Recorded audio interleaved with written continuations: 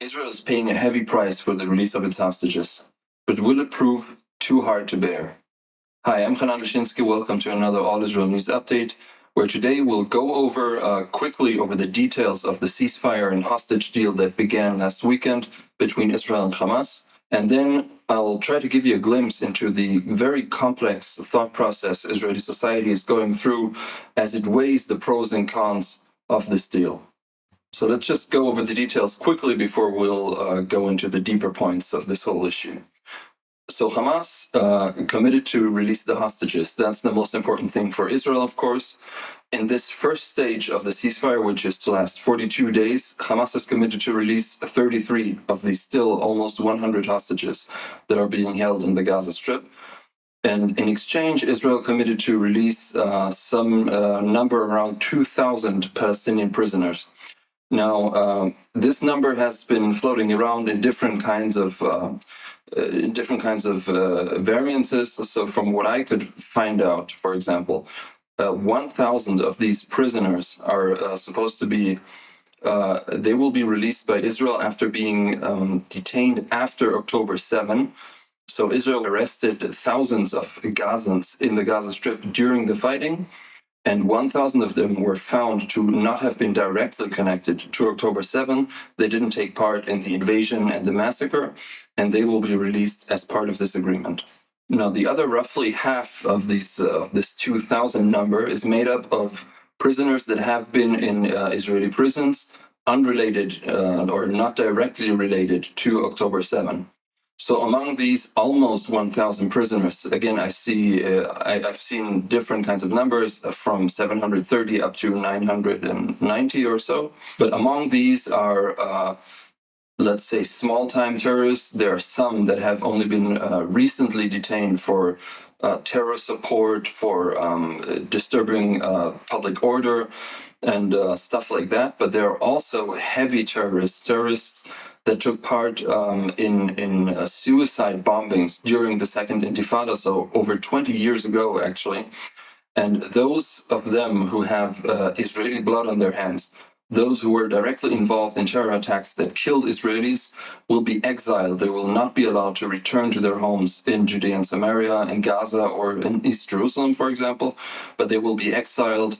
And from what I heard, they will be allowed to go to countries like Turkey, Egypt, and Qatar. So the main countries that were involved in this, in the mediation for the ceasefire agreement. Then there are others who are veteran terrorists. There is the famous example of Zakaria Zubeidi. He was a major terror commander during the Second Intifada.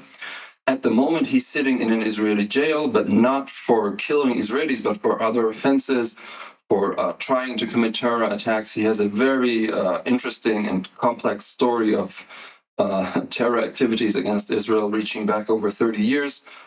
But he, for example, because Zakaria Zubeidi, is not currently sitting and convicted of the murder of Israelis, he will be released back to his home in Jenin in the West Bank, which means that he will be walking around freely just 2 kilometers from where we're standing right now.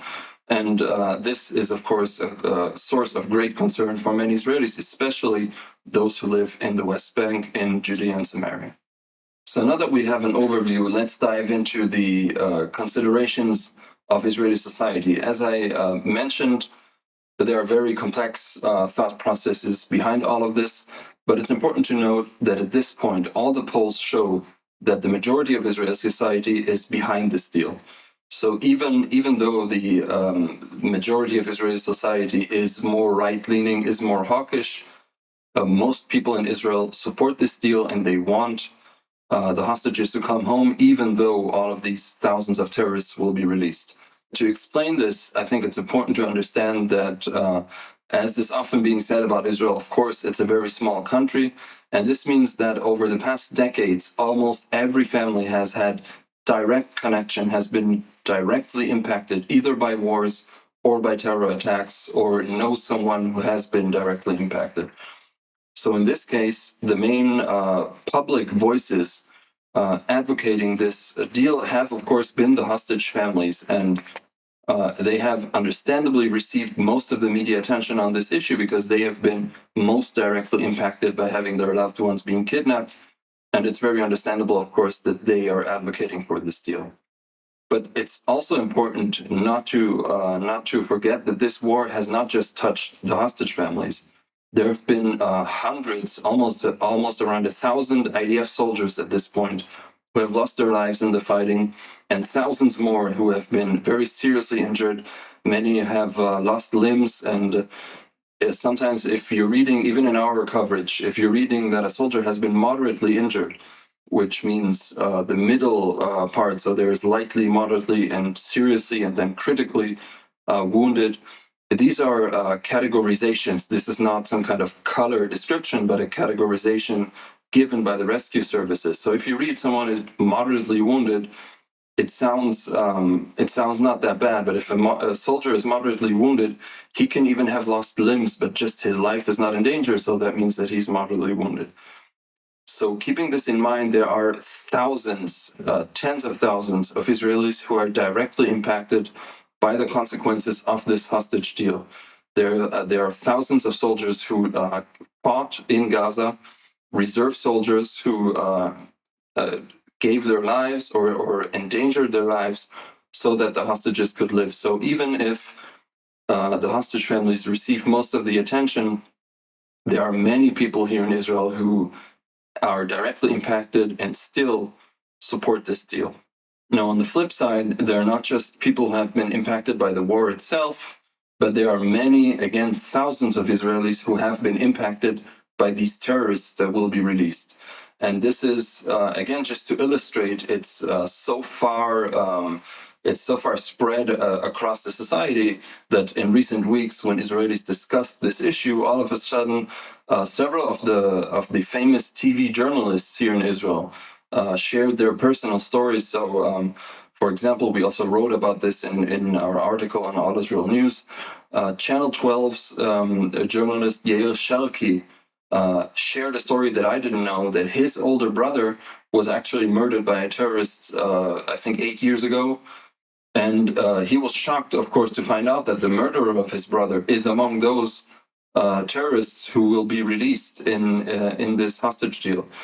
And he explained that, of course, this was shocking and obviously very distressing to him. But after talking to some of the hostage families, he also expressed his support for the deal. Now, all of this isn't to advertise this hostage deal. Many have brought forward very strong arguments against this hostage deal. It is very easy, in my mind, to argue that this is too dangerous, that this is sending a wrong signal, that you shouldn't ever talk to terrorists or make deals with terrorists. The term "deal with the devil" has been thrown around as well, and I think it's a legitimate argument. All of these are legitimate arguments to make. But the point I'm trying to make here is that there are very good arguments on both sides, and there is literally no one in Israeli society who is making an argument lightly in this case. Most of the people who are making an argument either way have been directly impacted by this. Israeli society also, remember, has lived through less than 15 years ago through the Shalit deal, which freed Hamas leader Yahya Sinwar. So Israelis know very well the consequences and the potential dangers of a deal such as this. Now, just to sharpen another point that I touched upon earlier, the sheer small size of this country, the fact that, as I mentioned earlier, we're just 2 kilometers away from the border to Judea and Samaria, from the Green Line, as it's called, and all of these terrorists are being released basically back into our midst. So while I was reading up on this whole issue yesterday, I was actually going through Twitter, and I saw an Israeli write in Hebrew. He was joking, but it was a true joke. He said, "So you're telling me that basically next week I might be meeting one of these terrorists at the Rami Levi, at the local supermarket?" And that, of course, is exactly what will happen. As I mentioned earlier, this Zacharias Beidi, for example, a heavy terrorist who didn't sit in a jail at this moment for murdering an Israeli, he will be released back to his home in what's called the West Bank in Judea and Samaria. And some of them even live in East Jerusalem. Those terrorists will be able to walk around freely. Those in East Jerusalem, they have no issue of entering Israel proper. They will be able to go wherever they want, and even in Judea and Samaria. If you're a settler, if you're one of the hundreds of thousands of Israelis who live beyond this green line, you will be meeting those terrorists in your supermarkets or just driving on the street right next to you. So Israelis, as I said, know very well what they're getting into. And I see many commenters, many of our readers, many people who are supportive of Israel, that are outside of Israel, have very strongly criticized this deal, have very strongly criticized the Israeli leadership for supporting this deal. And as I mentioned earlier, I personally, I understand those arguments. I think they are the stronger arguments, actually, against the deal. And even our editor-in-chief, Joel Rosenberg, has described his stance on the issue. But there is a problem that I think sometimes with people who are supporters of Israel who don't consider their tone when they're writing or when they're speaking to Israelis. If you're a friend of Israel at this point, you should consider your tone. You should consider what I said earlier. Israelis know what they're getting into. And even if you're against this deal, at this time, be a friend for Israel. We're all very happy for the hostages to come back. We all know that there's a danger, but all of Israel was crying when we saw the pictures of the hostages return. And just keep this in mind when you're commenting, when you're talking to Israelis, because as I have been reiterating this whole video, we know of the dangers, we know what we're getting into, and we can only hope that the joy and the positive aspects will outlast this deal and outlast the bad sides of the deal. But if not, remember that Israel's security services are ready, they're prepared, and they will, as always, do their best to keep Israelis safe and keep the country safe even in this moment. These are very moving times, very interesting times here in Israel. Please follow us on allisrael.com and on our social media channels here on YouTube, on Twitter, and elsewhere to keep up to date to all the latest developments in Israel and in the neighboring countries. And thank you for watching All Israel News Update.